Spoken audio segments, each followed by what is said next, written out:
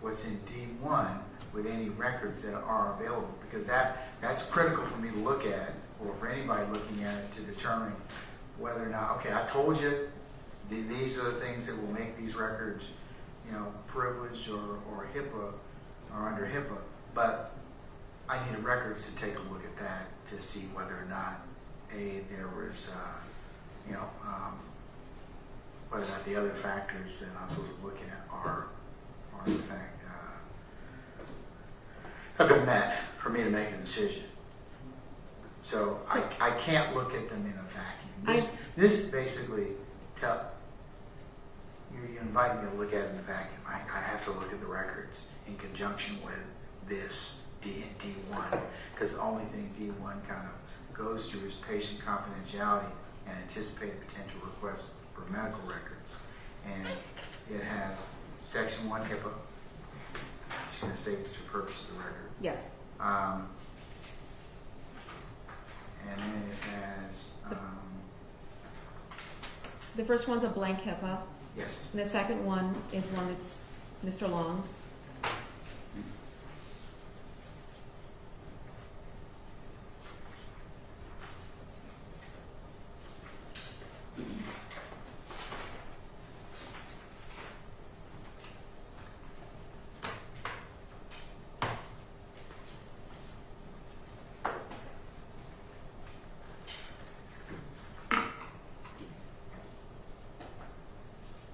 Okay, so Mr. Long on 2/17 of 2020 acknowledges that he's been given.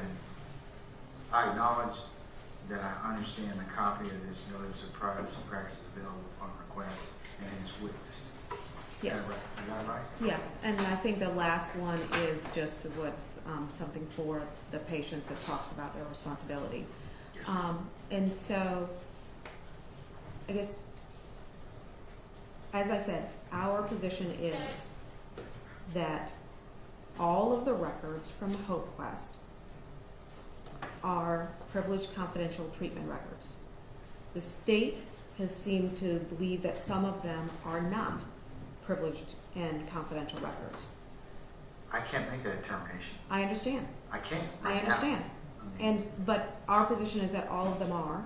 And as I said, we can provide those to the court if they are privileged or sealed, as I would say, sealed and observed in camera by the court to look at what the content of the treatment records are. The state has not asserted which ones they're alleging are not are public or not private. So the court would not be able to make a determination based upon whatever items they're specifically thinking about introducing. I don't know what those are, which is why I'm arguing this as the total set of records are privileged and confidential. I am at a deficit by not knowing if there's something specific to be arguing.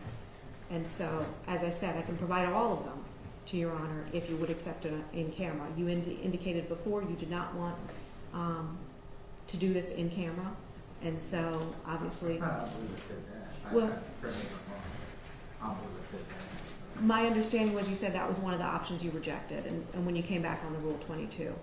And so, but if there were records that you would take in camera. That's because they haven't been provided to me as of yet. I mean, for that particular motion, they were not provided for my review.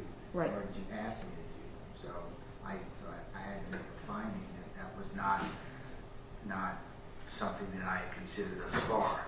If you wish to go ahead and tender the records in camera, if you deem that that's appropriate, because remember, you don't have the right, you don't have the responsibility of presenting anything in the defense of this case. So At trial. At trial. So if you decide you want to do that, then I'll certainly take a look at that. I'll take a look at it. But even preliminarily, right now, you haven't presented any records. And also, that I'm kind of also at a loss because the state is, has made a proffer that they, right now, they don't have any records that, now they haven't said whether or not they're going to seek to introduce records, but I would think that before they get cross purposes with this rule, that they would ask me to say, okay, look, we want to introduce this because we don't believe it's privileged.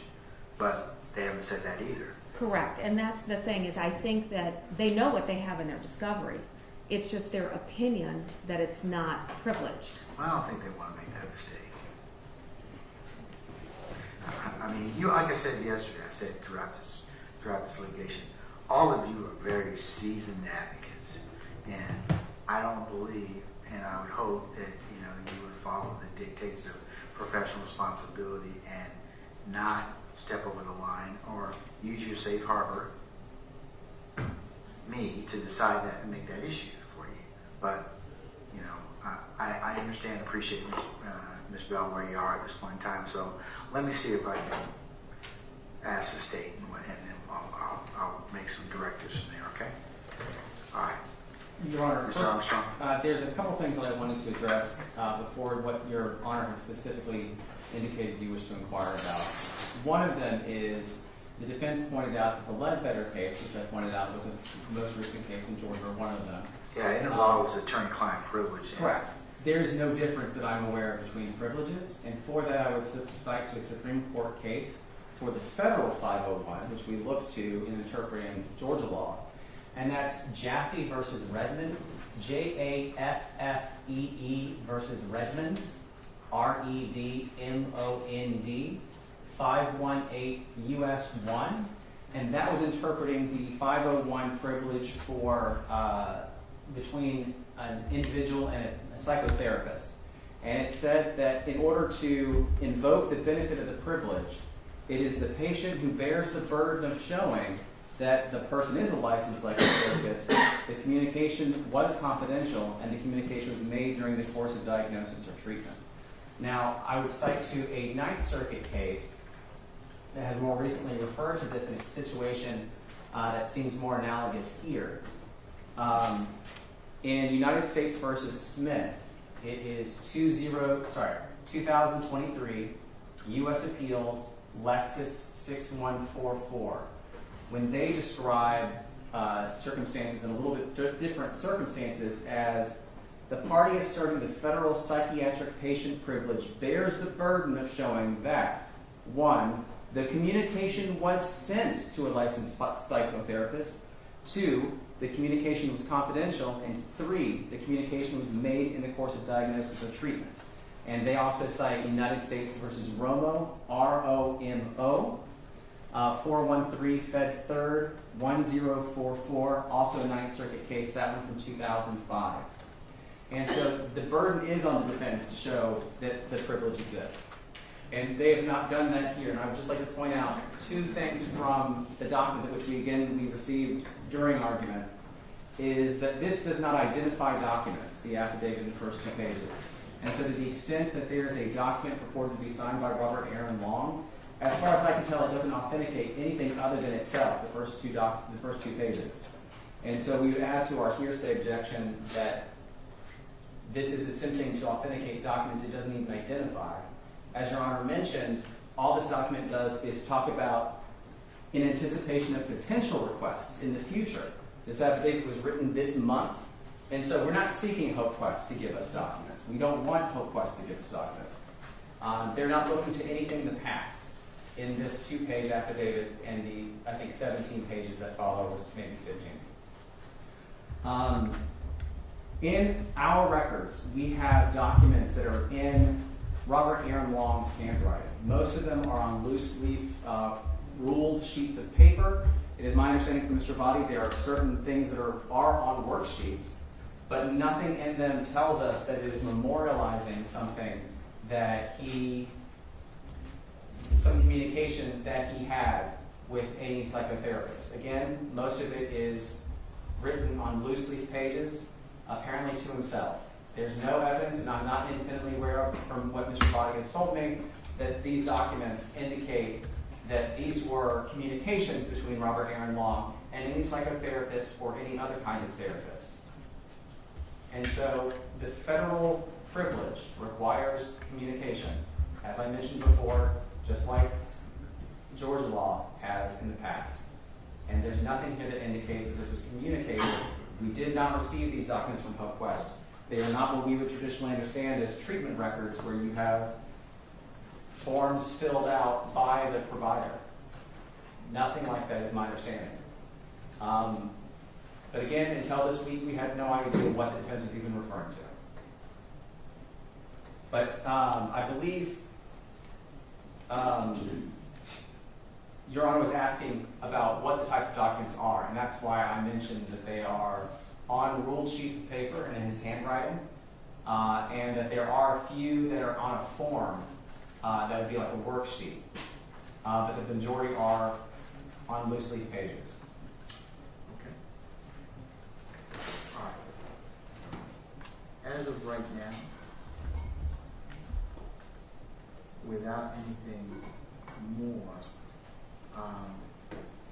I'm going to deny motion number 38 at this point in time, the treatment records. However, I will state that either side that wishes to introduce records of this nature, I will need to, pursuant to OCGA 245501, review said record to either the state or the defense, depending on if each side for anything, Ms. Bell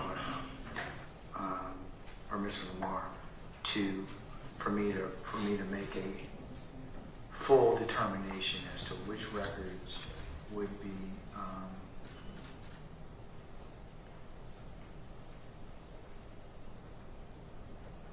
admissible. Because right now, I don't have anything. I mean, I don't have anything to look at to make the determination as is required under Brown versus Howard and under 50 and under OCGA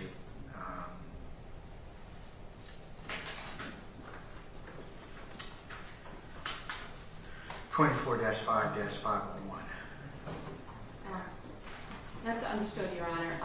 Could we, so obviously that didn't answer our question when Mr. Armstrong said, so I still don't have any indication of what the state would be seeking to say is not treatment records.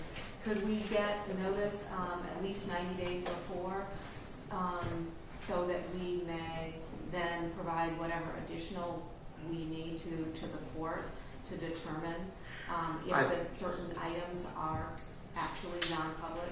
I think that would be more than reasonable, because both of you would have to kind of then potentially talk to people as to whether or not how that might affect the presentation of either of your cases. So, Your Honor, thank you. Given that requirement, can I inquire that the defendant's motion applies strictly to the things that are in Robert Aaron Long's handwriting? Because if they're referring to something else, we have no idea what they're referring to. We just found out that they were referring to the things that were in his handwriting this week, because we didn't see anything that looked like what we would understand to be treatment records. So if we have to do pre-clearance for records that fall under this umbrella, I just want to make sure we understand what the defense is saying are those treatment records. If they are simply the ones on the worksheets and in Robert Aaron Long's handwriting, whether on the worksheets or on ruled pieces of paper, if there's anything beyond that, we want to know so we can adhere to the court's rule. okay, Ms. Bell, I mean, I don't know what records there are, and I mean, I'm just the referee, so without anything else, I can't make a determination, folks, I can't.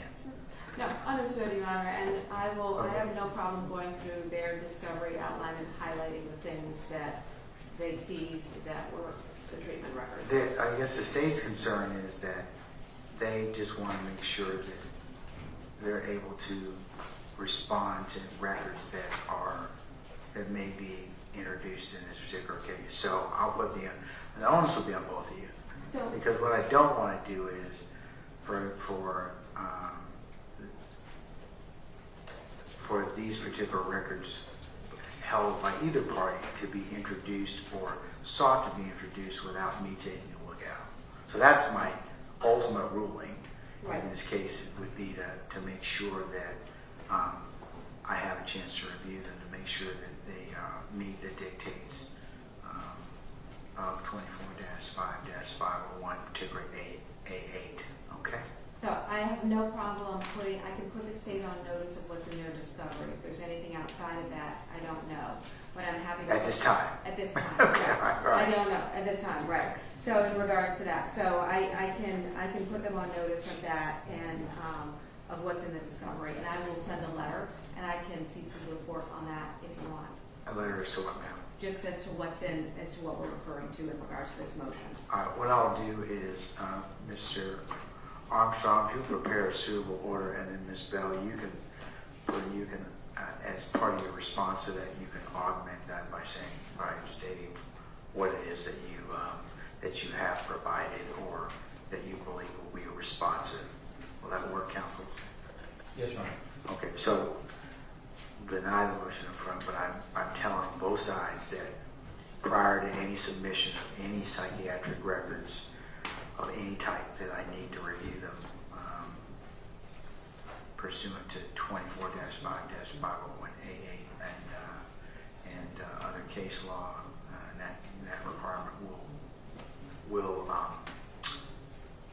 apply to both sides. Okay. We do have an issue with us having to pre-submit any records that we have acquired with a HIPAA release Well, let me put it this way. litigation record. As required, I'm going to say it's required by statute and under case law, because there are certain records that you don't have to disclose to them, and I understand that. But just put pursuant to the statutory and case law. I mean, I'll know what that means, and Mr. Abadi and Mr.